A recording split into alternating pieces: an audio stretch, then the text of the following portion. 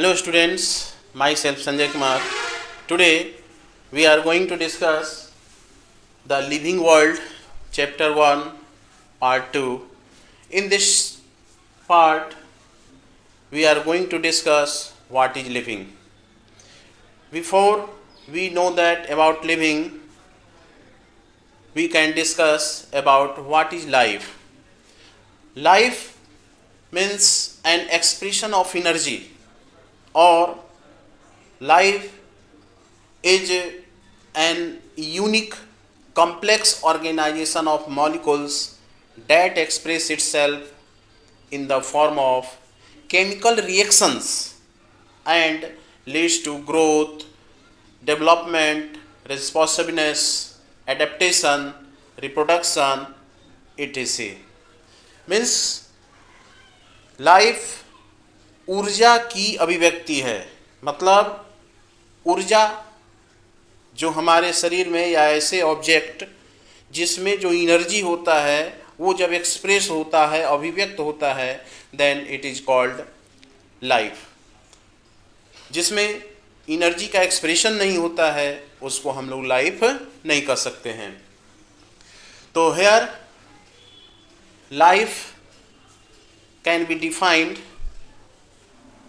Life is an unique complex organization of molecules. मतलब complex organization of molecules, बहुत सारे molecules एक साथ रहते हैं और रह करके वह एक दूसरे से रिएक्शन करते हैं और रिएक्शन करके केमिकल रिएक्शंस करते हैं और रिएक्शन करके वही एक्सप्रेस होते हैं और उन्हीं एक्सप्रेशन होने के बाद वो विभिन्न कामों में खर्च होते हैं, अभिव्यक्त होते हैं, जैसे कि ग्रोथ, डेवलपमेंट, रिप्रोडक्शन, यानी सो मेनी प्रोसेस।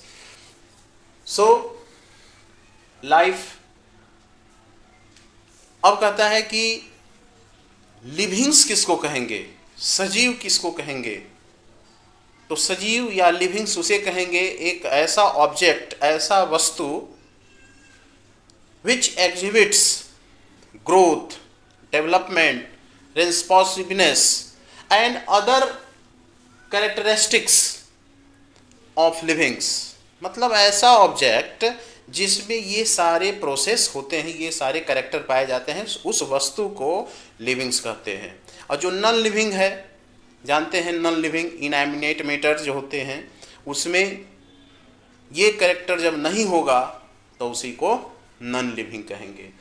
तो यह हो गया लिविंग का कि ऐसे ऑब्जेक्ट्स जिसमें ग्रोथ, डेवलपमेंट, रिस्पॉन्सिवनेस या अदर कैरेक्टरिस्टिक्स होते हैं उसी को हम लोग क्या कहते हैं, लिविंग कहते हैं।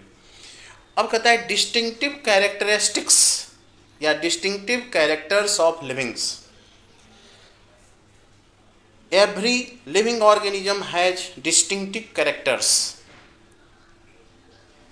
The living has different characteristics that are defining or non-defining.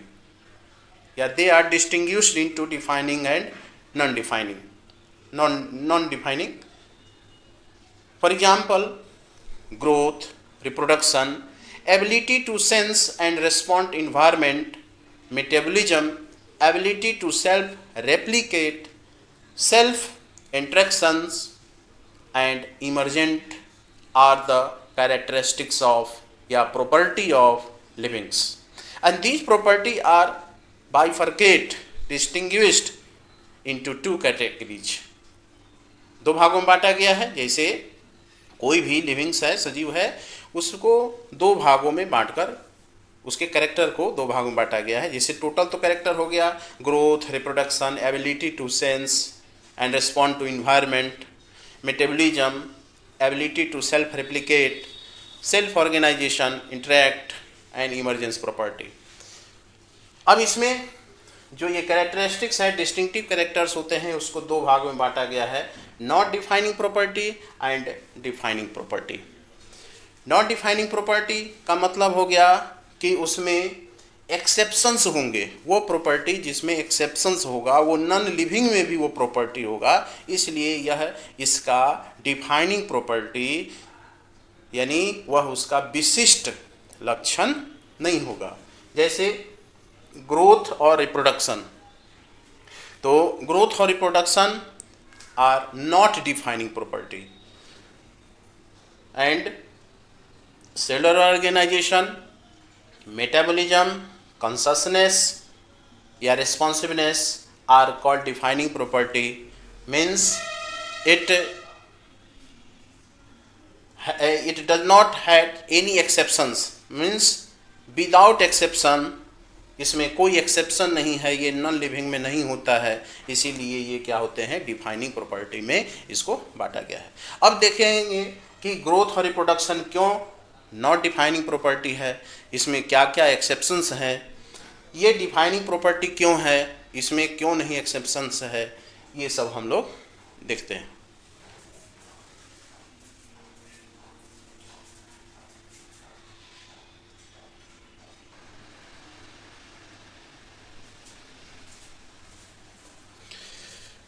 अब हम लोग देखते हैं कि जो नॉट डिफाइनिंग प्रॉपर्टी है, मतलब जिसमें एक्सेप्शंस होते हैं, उसी को नॉट डिफाइनिंग प्रॉपर्टी कहा जाता है। जैसे कि उसमें फर्स्ट क्या है, ग्रोथ है। तो ग्रोथ किसको कहा जाता है, पहले हम लोग देखेंगे growth, what is known as growth. तो ग्रोथ क्या हो गया कि जैसे देखिए कि growth is an irreversible permanent increase in size of organism और इन ए पार्ट और इन ए सेल। अब जैसे प्लांट का देख रहे हैं, सीड जर्मिनेट कर रहा है, जर्मिनेट करके धीरे धीरे उसका ग्रोथ क्या हो रहा है, बढ़ रहा है। तो वो क्या हो गया, इरिवर्सिबल हो गया। फिर जो प्लांट बढ़ गया है वो तो वापस उसका साइज छोटा नहीं होगा। उसी तरह से जो छोटे ऑर्गेन्स है, जैसे स्टोमक, छोटे बच्चे में स्टोमक है, तो वो स्टोमक छोटा है, लेकिन जैसे जैसे शरीर बढ़ेगा स्टोमक भी साइज बढ़ेगा, फिर तो वो छोटा नहीं होगा। उसी तरह से सेल्स होते हैं, सेल पहले डिवाइड करते हैं तो छोटे छोटे होते हैं, फिर बड़े हो जाते हैं, फिर वो छोटे नहीं होते, भले वो डिवाइड हो जाए, सेल डिवाइड हो जाए। तो ये कहता है कि growth is an irreversible permanent increase in size. Permanent हो गया, उस साइज उसका बढ़ गया। और जब साइज बढ़ेगा तो क्या होगा कि सेल का संख्या भी बढ़ेगा। मान लिया कि उस प्लांट ग्रोथ हो रहा है, तो उस प्लांट में पहले छोटा है तो उसमें सेल की संख्या कम होगी, क्लियर। लेकिन जैसे जैसे बढ़ रहा है, सेल डिवाइड हो रहा है, तो सेल नंबर ऑफ सेल्स भी बढ़ रहे हैं, और जब सेल बढ़ रहा है तो उसका मास भी बढ़ रहा है।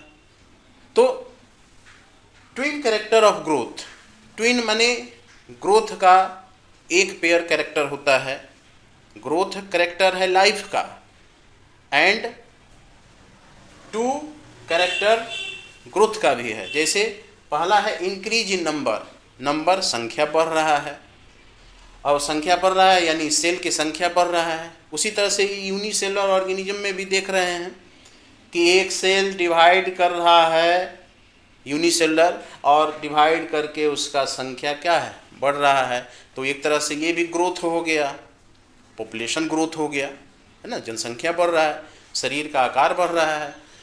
उसके बाद इंक्रीज इन मास, तो इंक्रीज इन मास में क्या है कि पहले वो छोटा है, फिर धीरे धीरे वो क्या हो रहा है, बड़ा हो रहा है, तो हो गया इंक्रीज इन मास हो गया। तो इस तरह से कह सकते हैं कि ट्विन कैरेक्टर ऑफ ये ग्रोथ हो गया। अब इसमें कहता है types of growth. Types of growth में क्या है कि ग्रोथ दो तरीके से है। एक क्या है, एक्सट्रिंसिक ग्रोथ। एक्सट्रिंसिक ग्रोथ क्या होते हैं कि accumulation of materials on the surface of non living. जैसे देखिए सैंड पार्टिकल्स, सैंड पार्टिकल्स क्या हो रहा है कि एयर फ्लो के द्वारा एक जगह इकट्ठा हो गया है, तो वहाँ पर क्या हो गया है, रेत का टीला बन गया है, बड़ा हो गया है। तो वही ना हो रहा है कि accumulation of materials, sand particles material हो गया, और धीरे धीरे वो जमा होकर के रेत का एक पहाड़ बन गया है। तो वहाँ भी तो क्या हो रहा है कि रेत जो सैंड पार्टिकल्स है उसकी संख्या बढ़ रही है, इंक्रीज इन नंबर हो रहा है, एंड उसका मास भी बढ़ रहा है। पहले छोटा था, रेत का टीला था, अब बड़ा सा हो गया है। तो दीज आर द एक्सट्रिंसिक यानी बाहर से होने वाले ग्रोथ। तो वो किस में होते हैं, नॉन लिविंग्स में होते हैं। नॉन लिविंग्स में एक्सटर्नल ग्रोथ होता है। एक्सट्रिंसिक हो गया, इंट्रिंसिक। इंट्रिंसिक हो गया बॉडी के अंदर ग्रोथ, बॉडी के internal growth occurs inside the body, अंदर से ग्रोथ हो रहा है, जैसे कि ऑर्गेनिजम्स में होते हैं, प्लांट होते हैं, एनिमल्स होते हैं, यूनिसेलुलर मल्टीसेलुलर जितने भी ऑर्गेनिजम्स होते हैं उसमें इंटरनल ग्रोथ होता है। तो यहाँ पर इंट्रिंसिक ग्रोथ हो गया, वह ग्रोथ का डिफाइनिंग प्रॉपर्टी हो गया। एक्सट्रिंसिक ग्रोथ वो डिफाइनिंग प्रॉपर्टी नहीं हुआ। उसके बाद कर सकते हैं दूसरे तरह का टाइप हो गया। यहाँ पर टाइप्स ऑफ ग्रोथ में एक तरह से ये टाइप हो गया, दूसरे तरीके से ये टाइप हो गया। Determinant and indeterminate. डिटर्मिनेंट में क्या होता है कि लिमिटेड ग्रोथ होता है up to a certain age. कोई भी देखिएगा छोटा शिशु है, बड़ा होते होते और एक निश्चित एज आएगा तो उसका साइज क्या हो जाएगा, रुक जाएगा। क्लियर। और जैसे कि एनिमल्स में होते हैं। इनडिटर्मिनेंट में अनलिमिटेड ग्रोथ है थ्रू आउट द लाइफ, जैसे प्लांट्स में होते हैं। प्लांट्स में मरने के दिन तक, टिल डेथ तक उस प्लांट का ग्रोथ होते रहता है, इसीलिए इसको इनडिटर्मिनेट ग्रोथ कहा जाता है। अब कहता है कि यूनिसेलुलर और मल्टी सेलुलर जो ऑर्गेनिजम्स होते हैं उसमें जो ग्रोथ होता है उसको क्या कहते हैं, वो कैसे होता है, सेल डिवीजन से होता है। जैसे उसमें देखे हैं कि ये मान ली कि यूनिसेलुलर है तो ये धीरे धीरे क्या होते हैं, डिवाइड होते हैं, और डिवाइड होने के बाद ये क्या हो जाएगा, दो सेल में डिवाइड हो गया। तो ये हो गया यूनिसेलुलर का ग्रोथ हो रहा है। अब मल्टी सेलुलर में क्या होते हैं कि सेल्स, किसी भी ऑर्गन में सेल्स डिवाइड होगा, डिवाइड होने के बाद टिश्यू बनेगा, टिश्यू बनने के बाद ऑर्गन्स बनेंगे, ऑर्गन बनने के बाद ऑर्गन सिस्टम बनेगा, ऑर्गन सिस्टम बनने के बाद एक ऑर्गेनिज्म का निर्माण होगा। तो वो क्या हो जाएगा, सेल डिवीजन ही होगा, तभी जा कर के उसके साइज इंट्रिंसिक ग्रोथ होगा। और एक्सेप्शन है, इसी एक्सेप्शन के बेस पर इसको कहा गया है not defining property. Not defining characteristics.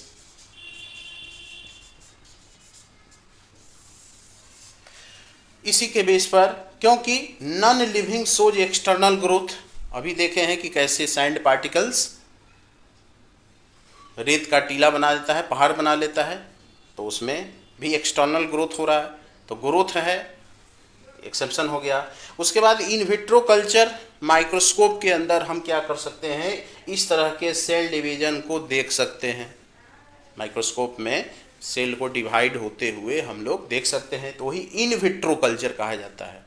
In vitro यानी लैब कंडीशन में उसको हम लोग सेल डिवीजन करते हुए देख सकते हैं, नंबर ऑफ सेल्स को काउंट कर सकते हैं, गिन सकते हैं। और जो एक डेड ऑर्गेनिज्म होता है उसमें ग्रोथ नहीं होता है। तो these are the exceptions of growth, hence growth are not defining property of livings. ठीक। इसके बाद हम लोग देखते हैं रिप्रोडक्शन के बारे में, वो भी नॉट डिफाइनिंग प्रॉपर्टी है।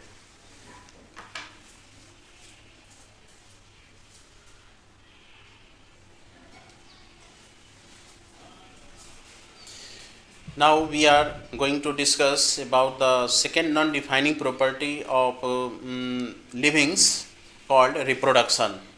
Reproduction refers that the production of progeny possessing features more या less similar to the parents। मतलब कि प्रोडक्शन ऑफ प्रोजेनी का मतलब ऑफ स्प्रिंग्स क्या होंगे, सिमिलर होंगे, सिमिलर, लेस सिमिलर होंगे या मोर सिमिलर होंगे। अब वो डिपेंड करता है कि किस तरह का रिप्रोडक्शन हुआ है। ए सेक्सुअल रिप्रोडक्शन होगा तो वो क्या हो जाएगा, मोर सिमिलर हो जाएगा टू द पेरेंट्स, हो जाएगा ऑफ स्प्रिंग्स। अगर वो सेक्सुअल रिप्रोडक्शन से प्रोड्यूस हुआ है तो वो हो जाएंगे less similar to the parents हो जाएंगे। मतलब they are differences, they are different from each other, that is called variations, उसमें वेरिएशंस होगा। अब कहता है रिप्रोडक्शन जो होते हैं यूनिसेलुलर और मल्टी सेलुलर ऑर्गेनिजम्स में, अभी हम लोग बोले हैं ग्रोथ के बारे में कि ग्रोथ में क्या होता है कि जब शरीर बढ़ेगा यानी सेल डिवीजन होगा। अब यूनिसेलुलर में भी क्या हो रहा है कि इंक्रीज इन नंबर हो रहा है, ऑफ सेल्स हो रहा है, सेल डिवाइड कर रहा है माइटोसिस तो प्रोसेस से, तो वो क्या हो रहे हैं कि आपको उसकी संख्या बढ़ रही है, तो रिप्रोडक्शन कर रहा है। वो संख्या बढ़ना का मतलब क्या, increase in number of cells. हम लोग देखे हैं, ग्रोथ में भी देखे हैं। तो कह सकते हैं कि ग्रोथ और रिप्रोडक्शन दोनों एक दूसरे के क्या है, सिनोनिम्स हैं टू ईच अदर। ग्रोथ में भी देखे हैं कि इंक्रीज इन नंबर है, और इसमें भी देख रहे हैं कि इंक्रीज इन नंबर है, तो दोनों तो सेम हो गया, ग्रोथ और रिप्रोडक्शन। तो यूनिसेलुलर मामले में, यूनिसेलुलर ऑर्गेनिजम्स के मामले में ग्रोथ और रिप्रोडक्शन क्या है, सिमिलर होता है, सिनोनिम्स है, इसीलिए ये भी क्या हो जाएगा, एक्सेप्शन हो गया, यानी ये भी एक तरह से नॉन डिफाइनिंग प्रॉपर्टी हो गया। मल्टी सेलुलर में क्या होता है कि इसमें भी सेल डिवीजन होता है, लेकिन वो एक साथ एक्यूमुलेट हो जाते हैं अंदर से, और वो टिश्यू ऑर्गन सिस्टम करके तब जा करके increase in number and cells भी करते हैं। तो कह सकते हैं कि ग्रोथ और रिप्रोडक्शन क्या है, म्यूचुअली एक्सक्लूसिव इवेंट्स हैं। ये आपस में एक विशिष्ट क्रिया है, घटना है, जो कि हायर प्लांट्स और एनिमल में, लोअर प्लांट्स और एनिमल में इस तरह से हो सकता है, डिवाइड करेगा एसेक्सुअली रिप्रोडक्शन से, या ये आपको माइटोसिस से। इसमें आपको क्या करेगा कि नंबर ऑफ सेल्स और मास बढ़ेगा, तो यानी ये हो गया क्या, एक्सक्लूसिवली म्यूचुअली एक्सक्लूसिव इवेंट्स इसको कहते हैं। म्यूचुअल, एक दूसरे से म्यूचुअल है, एक्सक्लूसिव विशिष्ट और इवेंट्स है, घटना है हायर प्लांट्स और एनिमल्स में। तो ये हो गया क्या कि यूनिसेलर और मल्टीसेलर में ऐसे होता है। अब टाइप्स ऑफ रिप्रोडक्शन, तो टाइप्स ऑफ रिप्रोडक्शन आप 10th क्लास में पढ़े हैं कि एसेक्सुअली और सेक्सुअली दोनों तरह से होता है।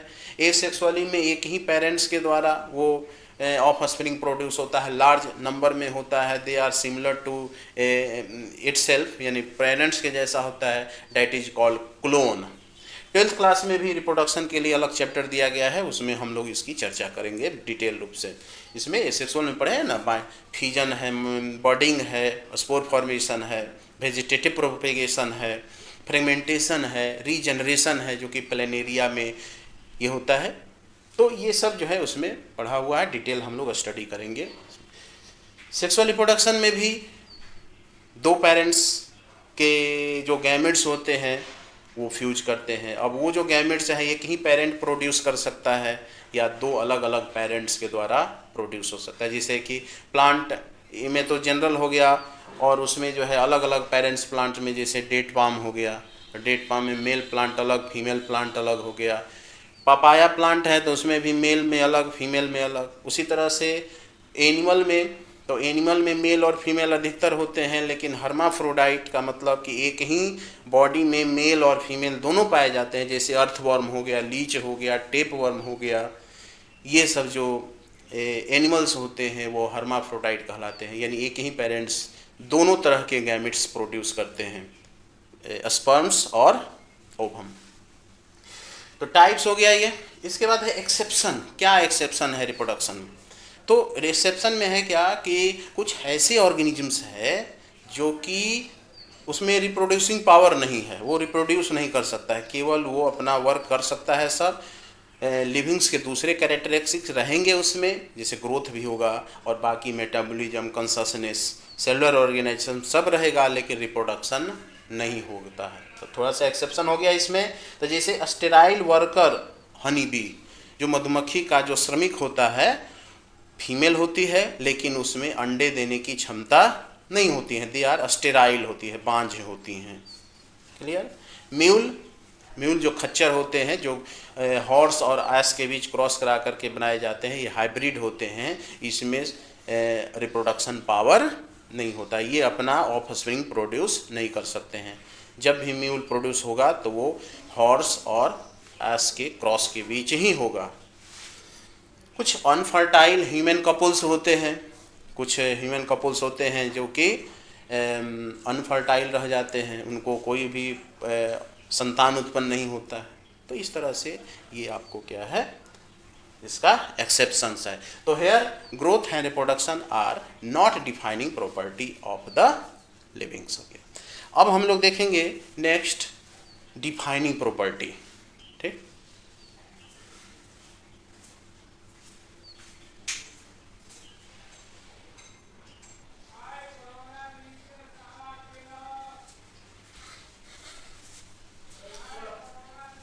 Now we are going to discuss the defining property of livings. The first defining property is metabolism. Metabolism, that is, we know that all living organisms are composed from thousands of chemicals, and these chemicals are reacted to each other to produce energy, and these energy are expressed in the form of growth, reproduction, responsiveness, and so many things. Metabolism, the sum total chemical reaction occurs inside the living organisms are called metabolism. जितना भी chemical reactions होता है, thousands प्रकार के chemicals हमारे body में पाए जाते हैं, और वो सारे केमिकल्स आपको एक दूसरे से रिएक्शन करते रहते हैं और रिएक्शन करके और अलग अलग प्रोडक्ट बनाते रहते हैं, है ना। जैसे कि सेल के अंदर देखिए, सेल के अंदर किस तरह से जो फूड मॉलिक्यूल्स होते हैं वो इंटर करते हैं, और इंटर करने के बाद वो टूट जाते हैं, और टूट करके फिर नए प्रकार से नए मॉलिक्यूल्स का फॉर्मेशन करते हैं, और वही मॉलिक्यूल्स आपको डिफरेंट वर्क्स में खर्च होता है।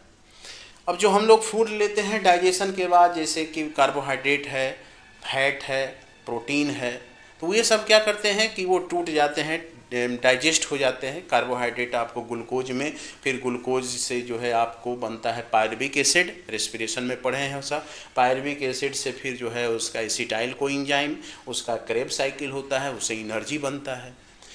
उसी तरह से फैटी एसिड और ग्लिसरॉल में टूटता है, टूटने के बाद उसमें जो है फिर वो आपको वो फिर क्रेब साइकिल में इंटर कर जाता है और वहाँ से एनर्जी देता है।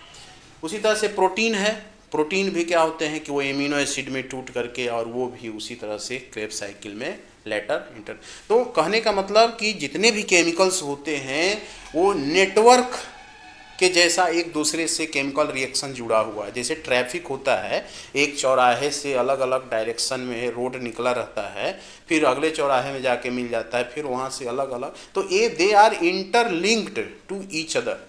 ट्रैफिक के जैसा है हमारे, एक प्रोडक्ट से दूसरा प्रोडक्ट बना, फिर उस प्रोडक्ट्स का दूसरा उपयोग हो गया, उसका फिर उससे तीसरा हो गया, यानी एक दूसरे जो है इंटर रिलेटेड है, जो कि इस डायग्राम से आपको और भी इसमें है। तो सिंपल डायग्राम है, और भी इसमें कॉम्प्लिकेटेड, जैसे जैसे हम लोग आगे पढ़ेंगे तो देखेंगे कि कैसे कैसे उसका मेटाबॉलिक पाथवे होता है, सबका रास्ता होता है अलग अलग, और अलग अलग प्रोडक्ट बनते हैं। तो यही कहने का मतलब है मेटाबॉलिज्म।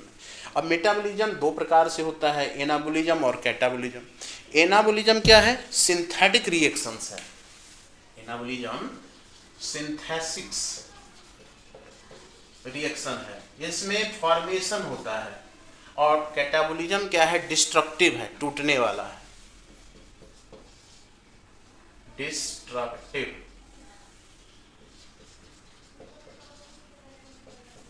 तो एनाबॉलिज्म और कैटाबॉलिज्म को हम लोग क्या कहते हैं, संयुक्त रूप से उसको मेटाबॉलिज्म कहते हैं। तो वो मेटाबॉलिज्म कहाँ होते हैं? सेल के अंदर होता है या ऑर्गेनिजम्स के अंदर होते हैं, जिससे अलग अलग प्रकार के केमिकल्स बनते हैं, बायोमोलिकुल्स बनते हैं। अब कहता है कि यह जो रिएक्शंस होते हैं जो बॉडी के अंदर होते हैं, उस रिएक्शन को हम लोग सेल फ्री सिस्टम में भी कर सकते हैं। देखिए, metabolic reactions can be demonstrated outside the body. ये जो रिएक्शंस है उसको हम लोग लैब में भी कर सकते हैं। देखिए, तो लैब में यानी हो गया इन ए सेल फ्री सिस्टम, यानी सेल में नहीं करा करके हम टेस्ट ट्यूब में कराएंगे, या जो भी उसमें एपरेटस होते हैं केमिस्ट्री में, लैब में हम करा सकते हैं केमिकल रिएक्शन। और केमिकल रिएक्शन जब कराएंगे तो वह जो है आपको and isolated metabolic reactions outside the body of an organism performed in a test tube कर सकते हैं। यानी वो जो रिएक्शन जो हमारे बॉडी के अंदर हो रहा है, सेल के अंदर हो रहा है, उसको हम लोग लेबोरेटरी में भी उसको करा सकते हैं। तो क्या जब लेबोरेटरी में वो रिएक्शन करा रहे हैं, तो वो जो टेस्ट ट्यूब है या जो फ्लास्क है वो क्या लिविंग हो गया? नहीं, लिविंग नहीं हुआ।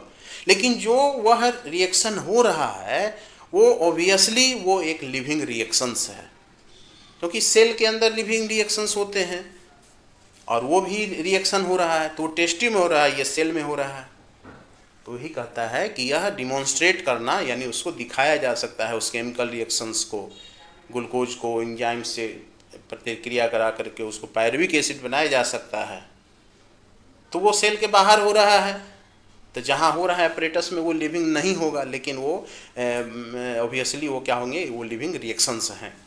वही अंत में कहता है कि isolated metabolic reactions in vitro, in vitro का मतलब शरीर के बाहर लैब कंडीशन में, in vitro are not living things. ठीक ना, जो अपरेटस है टेस्ट ट्यूब या जो भी, वो लिविंग थिंग्स नहीं है, बट श्योरली लिविंग रिएक्शंस है वो, क्योंकि उसी तरह का रिएक्शन हम लोगों के शरीर में लिविंग में सेल के अंदर होता है। तो ये चीज़ इसमें मेटाबॉलिज्म में देखा गया। तो मेटाबॉलिज्म क्या है? एक तरह से डिफाइनिंग प्रॉपर्टी है, यानी ये एक विशिष्ट लक्षण है लिविंग्स का, जो कि नॉन लिविंग्स में इस तरह का बिहेवियर नहीं होता है। रिएक्शंस होते हैं वास्तव में ज़रूर, लेकिन यह प्रॉपर्टी नॉन लिविंग में नहीं पाए जाते हैं, इसीलिए मेटाबॉलिज्म जो है वो आपको क्या है? एक डिफाइनिंग प्रॉपर्टी। इसके बाद हम लोग देखेंगे नेक्स्ट,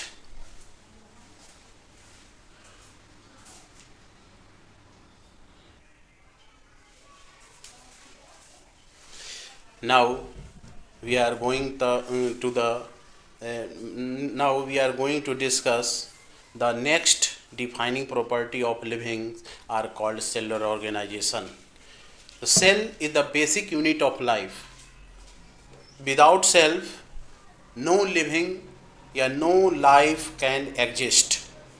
कोई भी लाइफ होता है, कोई भी लिविंग्स होता है, उसके लिए सेल होना जरूरी है, चाहे वो यूनिसेलर हो, मल्टी सेलर, है ना। बिना सेल के जीवन नहीं हो सकता है। और यही जो सेलुलर ऑर्गेनाइजेशन होते हैं, जैसे कि आप पढ़े हैं ऑर्गेनाइजेशन में कि जो एटम्स होते हैं, है ना, एटम्स मिल करके मॉलिक्यूल्स बनाते हैं, बहुत सारे मॉलिक्यूल्स मिल करके सेल बनाते हैं, सेल मिल करके टिश्यू बनाता है, टिश्यू मिल करके ऑर्गन्स बनाते हैं, ऑर्गन्स मिल करके ऑर्गन सिस्टम बनाते हैं, ऑर्गन सिस्टम सब मिल करके एक ऑर्गेनिज्म का फॉर्मेशन करता है। तो यह जो है इस मल्टी सेलुलर में हो गया। और यूनिसेलुलर में भी क्या होते हैं कि बहुत तरह के सेल ऑर्गेनिजम्स एक सेल के बने होते हैं, बहुत मल्टी सेलुलर होते हैं, है ना, जैसे बैक्टीरिया है, पैरामीशियम है, अमीबा है, ये सब क्या है? यूनिसेलुलर है। तो उसी सेल के अंदर जितने भी केमिकल्स रिएक्शंस होते हैं, यानी मेटाबॉलिज्म होता है, वह एक ही सेल के अंदर होता है या उस ऑर्गेनिजम्स में पाया जाता है। तो सेल को हम लोग कह सकते हैं क्या? सेलुलर ऑर्गेनाइजेशन इसका हो गया, डिफाइनिंग प्रॉपर्टी हो गया। अब कहता है यहाँ पर कॉन्शसनेस या रिस्पॉन्सिवनेस। कॉन्शियस का मतलब होता है रिस्पॉन्ड करना। अब जैसे एक्सटर्नल स्टिमुली जो होते हैं, इन्वायरमेंटल स्टिमुली, जैसे हीट, कोल्ड, टेस्ट, ये सब जो है, लाइट, साउंड, ये सब क्या है? एक्सटर्नल स्टिमुली है। तो उस स्टिमुलस को हम लोग क्या करते हैं? रिसीव करते हैं। रिसीव कैसे करते हैं? तो सेंस ऑर्गन्स पाए जाते हैं। जैसे स्किन है, तो स्किन से हम लोग टेम्परेचर को रिसीव करते हैं। उसी तरह से आई है, तो आई क्या है? वो लाइट को रिसीव करता है। ईयर है तो वो साउंड को रिसीव करता है। नोज है तो वो स्मेल को रिसीव करता है। टंग है तो वो टेस्ट को रिसीव करता है। तो यही कहता है यहाँ पर कि the ability to sense their surrounding by sense organs. Receive करेगा सेंस ऑर्गन से, और क्या करेगा? एंड देन रिस्पॉन्ड देम, जिसे वो रिस्पॉन्ड करेगा। जैसे कोई आदमी या कोई चीज़ हम लोग गर्म हॉट चीज़ को हम लोग छूते हैं तो तुरंत हाथ हटा लेते हैं। तो ये क्या हो गया कि हॉट हो गया, गर्म चीज़ हो गया, क्या स्टिमुली हो गया, और जो रिस्पॉन्ड किए, हाथ हटा लिए, तो वो क्या हो गया? रिस्पॉन्ड हुआ वो। उसी तरह से प्लांट्स में रिस्पॉन्ड होता है। देखिए प्लांट में किस तरह से सनफ्लावर जो है सन के डायरेक्शन में वो मूव करता है, तो वो रिस्पॉन्ड कर रहा है। उसी तरह से एक प्लांट और है, touch me not plant, mimosa pudica. देखिए मिमोसा पुडिका जो है उसको टच किया जाता है तो उसके लीफ जो हैं वो क्या होते हैं, बेंट कर जाते हैं, फिर कुछ देर के बाद जो है वो फिर इरेक्ट हो जाते हैं, सीधे हो जाते हैं। तो ये टच मी प्लांट क्या किया, टच से वो तो टच हो गया स्टिमुली, और उसमें जो रिस्पॉन्ड हो गया, सिकुड़ जाना, वो रिस्पॉन्ड हो गया। तो यही कहता है कि जो प्लांट्स होते हैं सनफ्लावर, मिमोसा पुडिका या बहुत सारे प्लांट जो है वो लाइट पर डिपेंड करते हैं, फ्लावरिंग पर, फोटो पीरियड पर। फ्लावरिंग होगा तो फोटो पीरियड पर डिपेंड होगा, कोई रात में, कोई दिन में, कोई शॉर्ट डे, कोई लॉन्ग डे, इस तरह का प्लांट्स पाए जाते हैं जो उस प्लांट को इफेक्ट करता है। एनिमल्स और ह्यूमंस भी क्या होते हैं कि वो रिस्पॉन्ड करते हैं, जैसे रिस्पॉन्ड इन्वायरमेंट स्टिमुली, जैसे कि पेन। देखिए भाई साहब को पेट में पेन हो रहा है ना, तो ये क्या है, रिस्पॉन्ड कर रहे हैं, बता रहे हैं कि हमारे अंदर में कुछ है ऐसा जो कि रिस्पॉन्ड हो रहा है। उसी तरह से गुस्सा है, ये देखिए भाई साहब गुस्सा हो गए, खीस आ गया है इनको, एंग्री हो गए हैं, तो रिस्पॉन्ड कर रहे हैं। शिवरिंग, इतना स्वेटर पहनने के बाद इनको क्या हो, कपकपाहट हो रही है, तो ठंडा है, तो स्वेटिंग हो रहा है, पसीना निकल रहा है, लाइट टेम्परेचर बढ़ गया है तो उनको पसीना आ रहा है। तो these are stimuli and they are respond. अब कहता है कि ऑल ऑर्गेनिजम्स जो होते हैं अवेयर देयर सराउंडिंग, जितने भी ऑर्गेनिजम्स होते हैं, चाहे वो प्रोकैरियोटिक हो यानी एक सेल वाले बैक्टीरिया हो, अमीबा हो, चाहे वो प्लांट हो, एनिमल हो, सब में क्या होता है, वो रिस्पॉन्ड करने का पावर होता है, यानी वो कॉन्शसनेस होता है। लेकिन ह्यूमन जो है मोस्टली क्या होते हैं कि human being the only organism who is aware of himself, अपने से, मैंने ह्यूमन जो है सबसे ज़्यादा चेतना वाला मनुष्य है, हर चीज़ में उसको नए नए चीज़ खोजने का उसको प्रवृत्ति है, और कोई भी ऑर्गेनिज्म में ऐसा नहीं होता। मैंने सेल्फ कॉन्शसनेस होता है, इसमें होम्योस्टैसिस होता है, अपने से बॉडी एकोमोडेट हो जाता है। गर्मी हुआ तो पसीना निकलने लगेगा, ठंडा हुआ तो शिवरिंग होने लगेगा। इस तरह से हमारा बॉडी क्या करता है, सेल्फ कॉन्शसनेस रहता है। तो यह जो हो गया। अब यहाँ पर देखिए जो पेशेंट कोमा में होते हैं, कोमा में है, उनका सब फेल है ऑर्गन, केवल वेंटिलेटर पर वो रखे हुए हैं, तो क्या वो नॉन लिविंग हो गए, उनमें कोई भी कॉन्शसनेस नहीं हो रहा है। उनको आप चाहे टच कीजिए, पिन कीजिए या कोई स्मेल दीजिए, उनको अनुभव होने वाला नहीं, वो रिस्पॉन्ड नहीं करेंगे, ठीक ना, रिस्पॉन्ड नहीं करेंगे। तो क्या वो नॉन लिविंग हो गए, नहीं। बाकी सब काम हो रहा था, उसमें ग्रोथ हुआ, रिप्रोडक्शन हुआ, सेलुलर ऑर्गेनाइजेशन हुआ, उसमें मेटाबॉलिज्म हुआ, लेकिन किसी डिजीज के कारण उनका बॉडी काम करना बंद कर दिया है। अब वो केवल वेंटिलेटर पर है, लिविंग है, लेकिन ये सारे जो है कॉन्शसनेस उसमें अभी नहीं है। तो यहाँ पर कह सकते हैं कि consciousness are the defining property of the living beings. तो क्लियर हो गया नॉट डिफाइनिंग और डिफाइनिंग में। अब थोड़ा सा इसमें कंक्लूजन देख लेते हैं लिविंग के बारे में कि क्या कंक्लूजन इसमें है।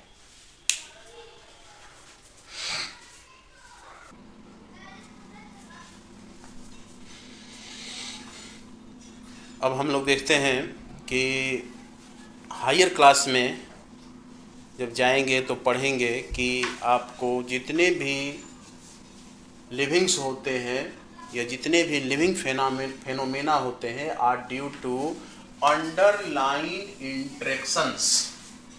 अंडरलाइन इंटरेक्शंस का मतलब हो गया कि जितने भी हायर लेवल के ऑर्गेनाइजेशन या फेनोमेना होते हैं वो अपने नीचे वाले लेवल के आपस में इंटरेक्शन करने से वो बनते हैं। जैसे property of tissues, property of tissue are not present in the constituent cells। जैसे ये सेल्स हो गया, तो यह जो सेल्स है, इस सेल में टिश्यू का प्रॉपर्टी नहीं है, उसमें सेल का ही प्रॉपर्टी है, लेकिन कहा जा क्या रहा है कि ये क्या हो गया, टिश्यू हो गया, ये टिश्यू हो गया। तो ये कहता है कि property of tissues are not present in the constituent cells but arise as a result of interaction among the constituent cell. इसमें जो सेल्स थे वो आपस में क्या किए, इंटरेक्शन किए, और इंटरेक्शन करने के बाद एक प्रॉपर्टी डेवलप किए जो टिश्यू कहलाया। सब में ये सेल का ही प्रॉपर्टी है, लेकिन ये सारे सेल्स मिल करके और एक क्या हो रहे हैं कि कैरेक्टर डेवलप कर रहा है, प्रॉपर्टी डेवलप कर रहा है, और वो टिश्यू हो गया। अब कहता है कि इस सेल के अंदर अब क्या पाया जाता है, मॉलिक्यूल्स पाए जाते हैं। इस सेल के अंदर जैसे एक सेल हो गया तो इस सेल के अंदर मॉलिक्यूल्स पाए जाते हैं, और वो मॉलिक्यूल्स जो सेल ऑर्गेनिल्स होते हैं उस वो बना होता है। तो सेकेंड एग्जांपल में कर रहा है कि the property of cell organelles are not present in the molecular constituents of the organelle. इसमें जो सेल ऑर्गेनिल्स होते हैं जैसे माइटोकॉन्ड्रिया हो गया, तो माइटोकॉन्ड्रिया जो हो गया वो किस मॉलिक्यूल से बने हुए हैं, इसमें क्या है, मॉलिक्यूल्स है। तो मॉलिक्यूल्स है तो ये बना हुआ है क्या, ऑर्गेनिल्स बना हुआ है, सेल ऑर्गेनिल्स।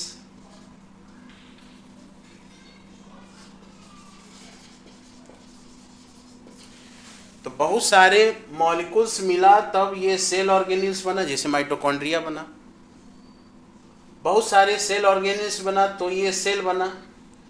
बहुत सारे सेल इकट्ठा हुआ तो टिश्यू बना। तो कहता है कि इस सेल्स में टिश्यू का प्रॉपर्टी नहीं है, लेकिन ये सारे सेल्स मिलकर के टिश्यू बनाया। उसी तरह से इस सेल ऑर्गेनिजम्स में मॉलिक्यूल्स का प्रॉपर्टी नहीं है, मॉलिक्यूल्स का अलग प्रॉपर्टी है, लेकिन सारे मॉलिक्यूल्स मिल करके आपस में इंटरेक्शन करके और तब सेल ऑर्गेनिल्स बनाया। सारे सेल ऑर्गेनिल्स मिल करके एक सेल बनाया। तो सेल में सेल ऑर्गेनिल्स का प्रॉपर्टी नहीं है, लेकिन सारे सेल ऑर्गेनिल्स जैसे माइटोकॉन्ड्रिया, गोल्जी कॉम्प्लेक्स, लाइसोसोम, ये सब मिल करके तब एक सेल बनाया। वही कहता है कि जो हायर लेवल के होते हैं फेनोमेना, वह अपने नीचे वाले लेवल के आपस में इंटरेक्शन से होते हैं। जैसे फॉर एग्जांपल लोकल एग्जांपल लेकर के हम पढ़ें, जैसे स्कूल में हम लोग पढ़ते हैं, तो स्कूल में मान ली कि प्रिंसिपल्स हैं, टीचर्स हैं, ये सब स्टूडेंट्स हैं। तो टीचर स्टूडेंट्स के आपस में कोऑर्डिनेशन से तब वो टीचर पढ़ाते हैं। सारे टीचर जब एक साथ मिल करके काम करते हैं तब प्रिंसिपल को उनका फ़ायदा मिलता है। यानी प्रिंसिपल्स क्या करते हैं कि जब काम करते हैं तो उनके ऊपर जो डायरेक्टर या जो भी होते हैं उनको ये क्या करते हैं कि उनका प्रॉपर्टी डेवलप होता है। सैनिक लड़ता है युद्ध में और नाम होता है सेनापति का, ठीक ना। तो अब उसका नीचे वाला लेवल सेनापति जो है उसमें सैनिक का प्रॉपर्टी नहीं है, लेकिन वो जितने भी सोल्जर्स हैं वो आपस में युद्ध किया, लड़ा, तो नाम हुआ सेनापति, हवलदार का कहा गया है। वही चीज़ यहाँ पर है कि प्राइम मिनिस्टर हैं, तो प्राइम मिनिस्टर क्या है, हायर लेवल हो गए, लेकिन वो किससे बने हुए हैं, जितने भी पार्लियामेंट के मेंबर्स होते हैं, तो पार्लियामेंट के मेंबर्स मिल करके प्राइम मिनिस्टर बनाए। तो वही कहता है कि जो हायर फिनोमेना होता है, लिविंग फिनोमेना, वो उसके नीचे वाले जो लेवल होते हैं उसके आपस में इंटरेक्शन से वो इवॉल्व होते हैं, विकसित होते हैं। यही चीज़ यहाँ पर कहने में इसमें लिखा हुआ है। अब कहता है कि यह जो इंटरेक्शंस होते हैं, this interaction result in emergent property, यानी इसी से डेवलप होता है। जैसे बहुत सारे मॉलिक्यूल्स बहुत सारे मॉलिक्यूल्स मिल करके सेल बनाया, तो सेल क्या है, इमर्जेंट प्रॉपर्टी हो गया मॉलिक्यूल्स का। बहुत सारे सेल मिल करके टिश्यू बनाया, तो टिश्यू क्या हो गया, इमर्जेंट प्रॉपर्टी हो गया सेल्स का। उसी तरह से ऑर्गेन्स बना, तो बहुत सारे टिश्यू मिल करके ऑर्गेन्स बना। तो ये चीज़ इसमें देखा गया है कि यह जो इंटरेक्शन होता है, नीचे वाले लेवल का इंटरेक्शन, वो मिल करके क्या बोलते हैं, इमर्जेंट प्रॉपर्टी बनाते हैं हायर लेवल के ऑर्गेनाइजेशन। और अंत में कह सकते हैं कि जितने भी लिविंग ऑर्गेनिजम्स होते हैं आर सेल्फ रिप्लिकेटिंग, माने रिप्रोडक्शन हो गया, अपने ही जैसा ऑर्गेनिज्म बनाएंगे। इवॉल्विंग, वही emergent property. Self regulating interactive system capable of responding to external stimuli, यानी लिविंग्स को ऐसे भी डिफाइन किया जा सकता है, सारे डिफाइनिंग प्रॉपर्टी को लेकर के। और अंत में जितने भी लिविंग ऑर्गेनिजम्स होते हैं उस सब में एक ही कॉमन चीज शेयर हो रहा है, प्रेजेंट, पास्ट एंड फ्यूचर। वही चीज़ जो है वो सभी ऑर्गेनिज्म में कॉमन है, और वह क्या है, जेनेटिक मटेरियल है, मतलब डीएनए या आरएनए जो भी होते हैं वही आज से लाखों वर्ष पहले, करोड़ों वर्ष पहले, अरबों वर्ष पहले वही डीएनए एक जनरेशन से दूसरे जनरेशन में होते होते होते होते अलग अलग स्पीसीज में वही बट गया, बट टू वैरिंग डिग्री। उसमें जो है अलग अलग वैरिंग विभिन्नताएं हैं, किसी का डीएनए अलग है, किसी का डीएनए अलग है, उसी डीएनए के कारण उसका प्रॉपर्टी है, प्लांट के डीएनए के कारण प्लांट का प्रॉपर्टी है, एनिमल का है तो एनिमल का, ह्यूमन का है तो ह्यूमन का, है ना, रोज का है तो रोज का डीएनए अलग है। तो कहने का मतलब कि जो भी है, बैक्टीरिया हो चाहे प्लांट हो, एनिमल हो, सब में एक ही चीज़ कॉमन है, और वो common past future, past present और फ्यूचर, ये तीनों में यही क्या होते हैं, they are link to one other, यही एक दूसरे से लिंक किए हुए हैं, यही जनरेशन टू जनरेशन पास करते हैं, यही डीएनए जो है एक साथ मिलते हैं, तब जा कर के ऑफ स्प्रिंग्स में कैरेक्टर डेवलप होता है। तो ये सब हो गया हमारा द लिविंग वर्ल्ड का, यानी व्हाट इज लिविंग्स हो गया, लिविंग्स की कितने कैरेक्टरिस्टिक्स होते हैं, डिफाइनिंग प्रॉपर्टी और नॉन डिफाइनिंग प्रॉपर्टी। ठीक, तो आज इतना ही रहने दीजिए।